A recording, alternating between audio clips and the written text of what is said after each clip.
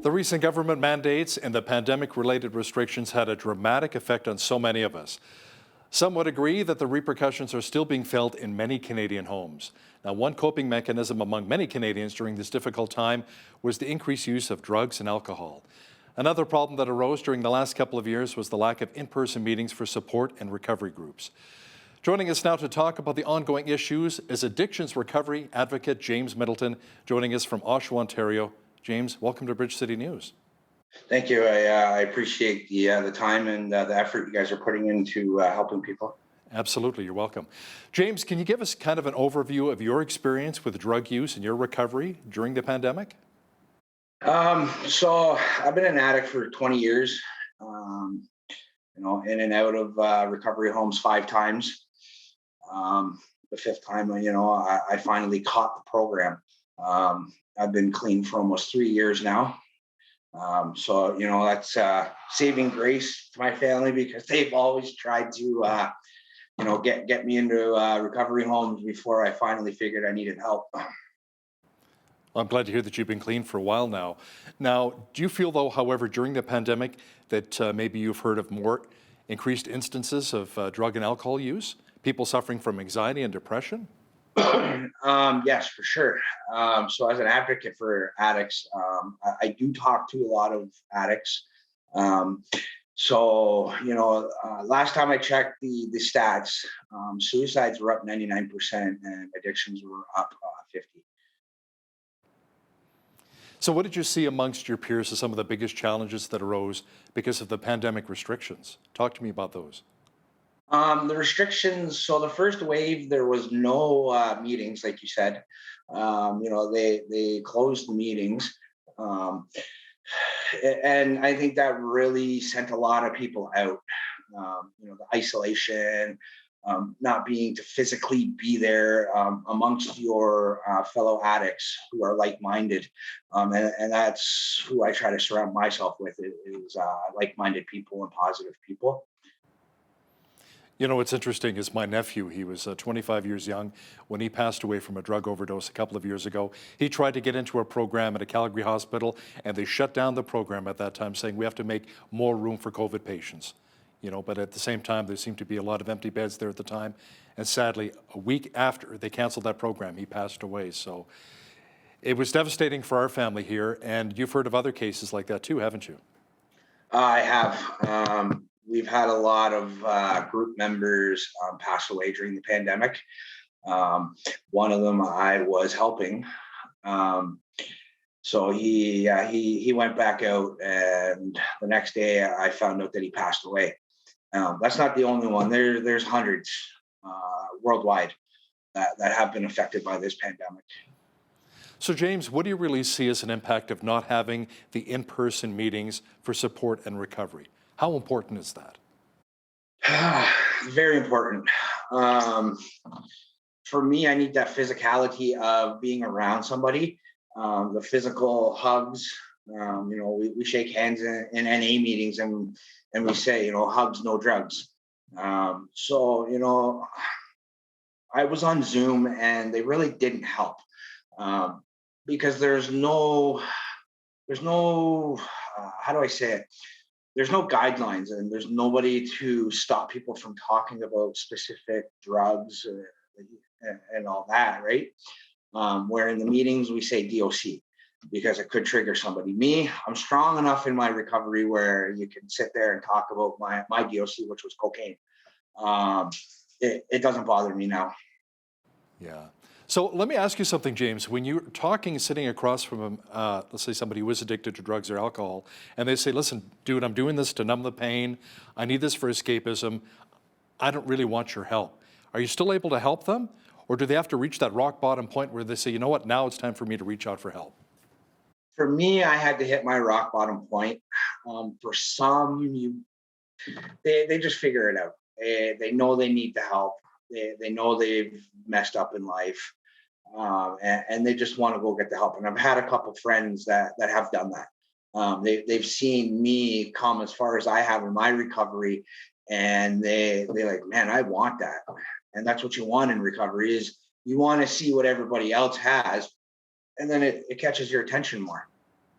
So what do you say to that person when you see them slowly going down the wrong road, especially if it's a young person, maybe a teenager?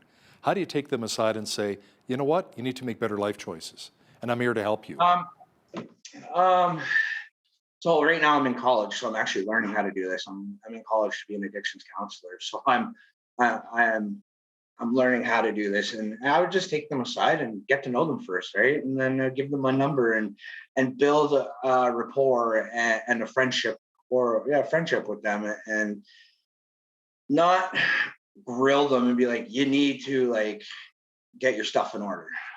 You slowly just slip it in there, right? But you say it in a nicer way, right?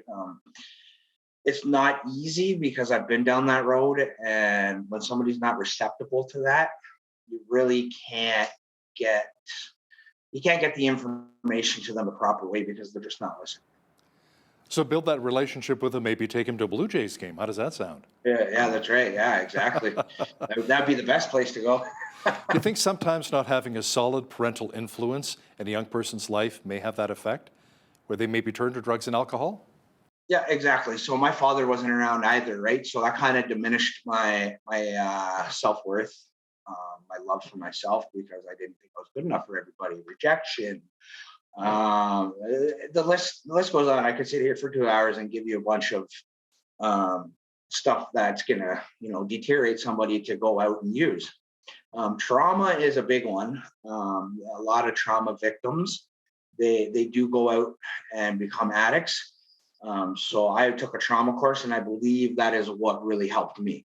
It was get past that trauma and move on in life, and be there for my son. Now, James, increased rates of suicide were also seen here in southern Alberta during the early days of pandemic restrictions. Can you talk a bit about how sometimes drug use and suicide go hand in hand? So this is tough because I lost a best friend to suicide 3 years ago. Um, So sorry. yeah, it's tough. I've never been through it, and I relapsed after that. So it was right before I got into a rehab facility. Um, so yeah, suicide and drugs are hand in hand. Um, when you're using, you're happy, you're replacing endorphins, so you're releasing those endorphins, and your brain is used to getting endorphins just from the drugs.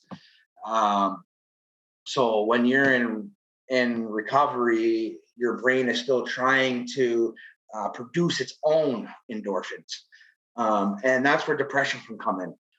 It doesn't always come in right away. Like I said, I'm almost 3 years clean, and I'm just starting to see depression creep in. So they definitely do go hand in hand, and this is why I want to work with youth before they do go out and become full blown addicts. James, let's talk about how much of a challenge that is. Some people can go cold turkey. Other people, like I know with my mother, when she tried to quit smoking, it took her 6, 7 times before she was able to do it. But when it comes to an addiction to drugs, like hardcore drugs, meth, crack cocaine, or even alcoholism, I mean, it's a process, isn't it? It is. So you said that your nephew was got kicked out of a rehab because of COVID. There are other rehab facilities. So like Teen Challenge out in Pritis. Um, it's a process to get into that facility. You got to go get a TB test. You got to go get STI test. Just a whole bunch of tests. And they're just trying to protect their people, right? And I totally get that. The one program that I just finished almost 3 years ago, um, it could take up to 6 months to get in because there Wow. is so many people that want to get the help, but there isn't enough facilities. Um, I I'm trying to so I'm trying to find a lawyer and sue all of these rehab facilities that are making addicts go get the vaccine in order to get the help. I believe, in my own opinion, that is wrong. This is a medical, they're medical facilities. They should not be rejecting them. Um, It's sad that we're living in this time, but for me, it made me stronger. And it made me want to become more of an advocate for addicts. So you're believing essentially that somebody shouldn't have to be vaccinated in order to receive the help, correct? Exactly. In the is it the Bill of Rights or the Human Rights? I can't remember, but one of those, it states that a Canadian should never be refused medical treatment, and rehab facilities are considered under the law or under the rights of Canadians as medical facilities. So, James, how can the church really help here in Canada for those who are seeking recovery? Um, so I want to open up more facilities because our government does not want to. I haven't seen any new facilities since I've come back to Ontario from Alberta. I attended that Teen Challenge facility in Prentice. Um, I, churches, and I want to reach out to every single church and see if they can even help. Just open up one. That's one extra one that we could maybe have 100 beds for. And I'll take people from around Canada. I'll fly you out. I don't care. I want to help people. I want to save lives. Now, here in Lethbridge, you may recall we had that supervised consumption site, Arches, for quite a while. It seemed to be a bit of a divisive issue here in our community and ended up having some severe negative impacts that are being felt today. But then other people were advocating, saying, no, we needed to have something like that, especially with the 4 pillars when it comes to addiction recovery, the detox beds. What's your opinion of these supervised injection sites? Wow, I'm actually glad you asked me. I don't like them. I feel that they're promoting drug use. Um, it's funny, I actually did a paper on injection sites for school. I got a lot of good feedback on it. So, like I said, I feel like they're promoting. Yes, they're teaching you how to safely inject, but you're not teaching them how to not OD. And you may go in there and okay, I learned how to inject safely. Now I'm going to go back out. Now I'm going to pump two needles into my arm, and there's an OD right there. Why can't they take the money from those facilities and put them into opening rehab facilities? I don't get our government. I don't understand why, why they don't care about humans.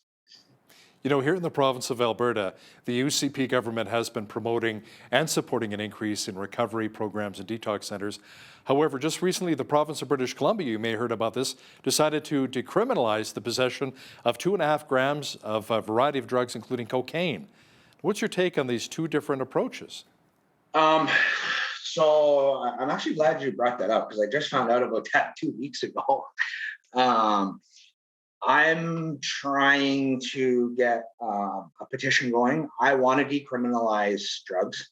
Um, so Portugal has done it, and I believe they were the first in the world to decriminalize drugs. And they've seen dramatic percentages drop. OD deaths drop dramatically. Um, Don't you think we'll become I, enablers by decriminalizing the drugs? Saying, hey, it's cool, you can have some cocaine, some opioids, some meth, that's fine. Yeah, no, I get that part. So for me, like I don't like what BC's doing. They are enabling because they're not forcing people to go get the help. Where I want people to go get the help. So you either have two choices. You go to jail or you do your time, or you go to a rehab facility and get the help, right? And I feel that Portugal did it, and I feel that Canada would be able to benefit from it too. Have you ever spent any time in jail? I did some time, yes. Now, when you're in jail and talking possibly to some of the other inmates, do they have similar issues to you as well when it comes to depression, anxiety, maybe drugs and alcohol use? Yes, a lot of them did. I was put in with murderers and rapists and everything because I did a few years. um, so jail makes people worse. It mentally it makes you worse because you're isolated. You're around criminals, right? So now you're going to start acting like a criminal. So this is why I want people to like deteriorate them to go get the help instead of going to jail.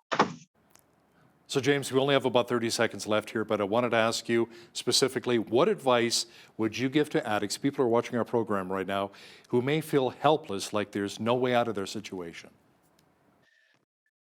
Get the help. Go to a rehab facility. Call somebody. Go to meetings. Just if you really, really, really want it, you will find the help. James Middleton is an addictions recovery advocate. Thanks for joining us today from Oshawa, Ontario. I really appreciate the time, and thank you for letting me speak out on addiction and getting the help.